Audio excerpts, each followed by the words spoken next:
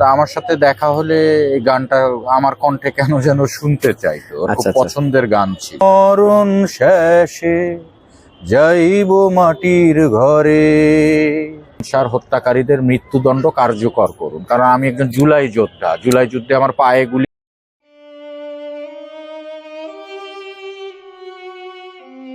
ওটা title song, গানটা গেয়েছিল তপন চৌধুরী। এই গানটা সালমান শাহর খুব প্রিয় ছিল, তা আমার সাথে দেখা হলে এই গানটা আমার কণ্ঠে কেন যেন শুনতে চাইতো, ওর খুব পছন্দের গান ছিল। আচ্ছা আচ্ছা।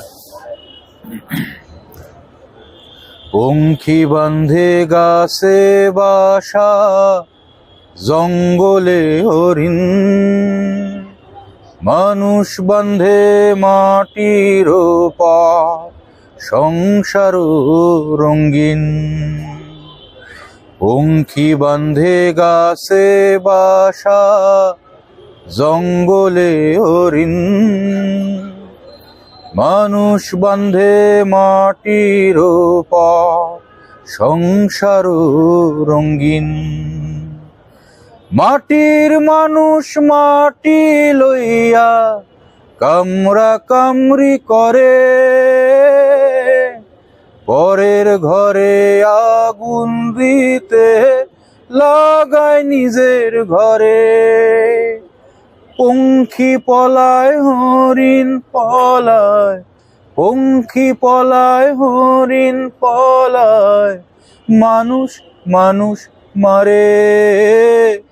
ভুইলা গেছে মরণ শেষে যাইব মাটির ঘরে, ভুইলা গেছে মরণ শেষে যাইব মাটির ঘরে।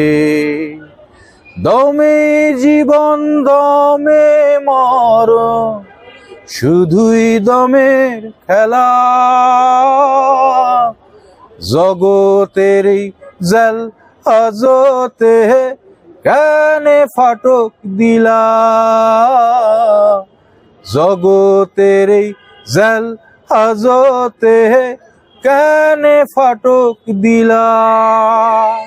এই গানটা সালমান শাহর খুব পছন্দের গান, অনেক সুন্দর।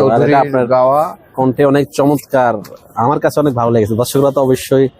আমি তো আসলে গান বাজনা ছেড়ে দিয়েছি, আল্লাহর পথে এসে একসময় গিটারিস্ট ছিলাম, গান গাইতাম।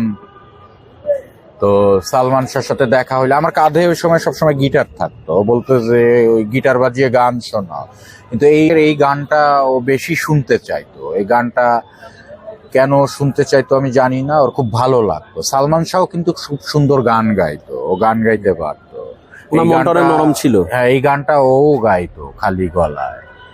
তো সেই দিনগুলো মনে পড়ে যায়। ওকে তো আসলে বাঁচতে দিল না, তো ওর হত্যার বিচার চাই।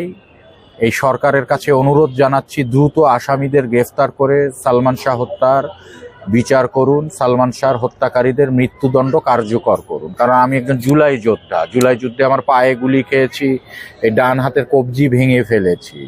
এই হাতের কবজিটা পুরোপুরি ঠিক হবে না, ভারী কোনো জিনিস এই হাতে তুলতে পারবো না, এ হাতে কঠিন কোনো কাজ করতে পারবো না।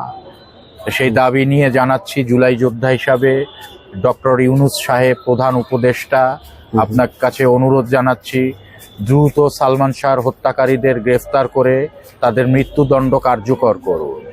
আপনি যদি ইউনূস সাহেব সালমান শাহ হত্যার বিচারটা করতে পারেন, তাহলে এই দেশ ও জাতি আপনার নাম স্বর্ণাক্ষরে লিখে রাখবে। এই অনুরোধটা আপনাকে করছি, আপনি ওর হত্যাকারীদের বিচার করুন। সালমান শাহর মাকে নিয়ে কি বলবেন, যে এতটা বছর উনি আসলে ধৈর্য ধরে আছেন, ওনার জন্য তো অনেক কষ্টের, এখনো কোনো আসামি ধরা পড়লো না। নীলা আম্মা তো সেই 1996 সাল থেকে এখন পর্যন্ত তার সন্তানের জন্য লড়ে যাচ্ছেন। উনি একজন সন্তানহারা মা।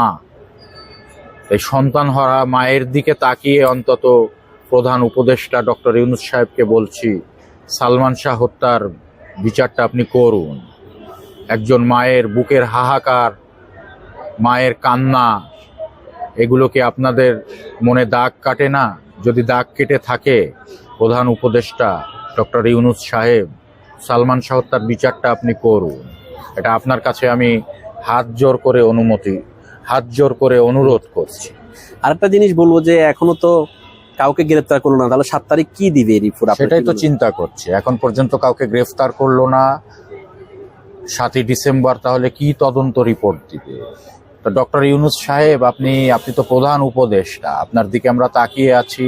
আপনি সালমান শাহর হত্যার বিচারটা দ্রুত করুন, এটার দিকে আপনি একটু স্পেশাল দৃষ্টি দেন, এটা আপনার কাছে আমার অনুরোধ।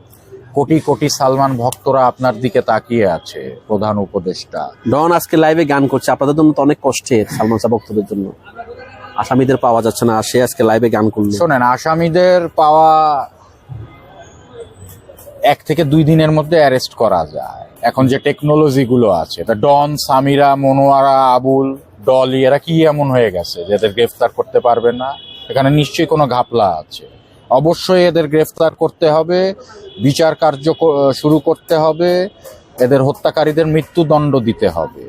আমরা রাজপথে আছি। জুলাই বিপ্লবে আমি গুলি খেয়েছি, অনেক মানুষ এই দেশ ও জাতির মুক্তির জন্য আন্দোলন করে শহীদ হয়েছে। কেন?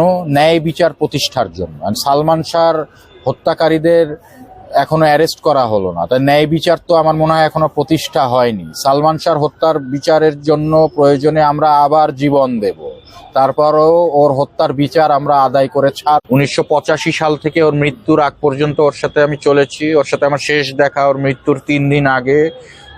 ওর সম্বন্ধে আমি যা জানি সাধারণ মানুষ তা জানে না। ও কখনোই নেশা করেনি, ওর কখনোই কোনো নারী ঘটিত বিষয় ছিল না। ও ছিল একটা চরিত্রবান ভদ্র ছেলে। আচ্ছা, আমি আরেকটা কথা বলবো, এই যে জাতীয় প্রেস ক্লাবে তার লাখ লাখ ভক্ত পুরো দেশ থেকে আসলো, 29 বছর পরও এইভাবে তার জন্য আলোড়ন সৃষ্টি করায়, এখন মাঝে মাঝে এইসব বক্তব্য দিয়ে তার চরিত্র হনন করে দর্শকদেরকে দূরে সরিয়ে দেওয়ার জন্য কি এটা করছে নাকি? শোনেন, শত্রুপক্ষ সবসময় চাবে সত্যটাকে ধামাচাপা দেওয়ার জন্য। এখন ধামাচাপা দেওয়ার জন্য তারা এখন এই পন্থা অবলম্বন করছে। এই রেজা হাশমত সাহেবরে দিয়ে এই মিথ্যা এটা বলালো। সালমান শাহর মা, তার মামা, তার ভাই বিল্টু, এরা তার নিজের পরিবারের ছেলের মতোই দেখে।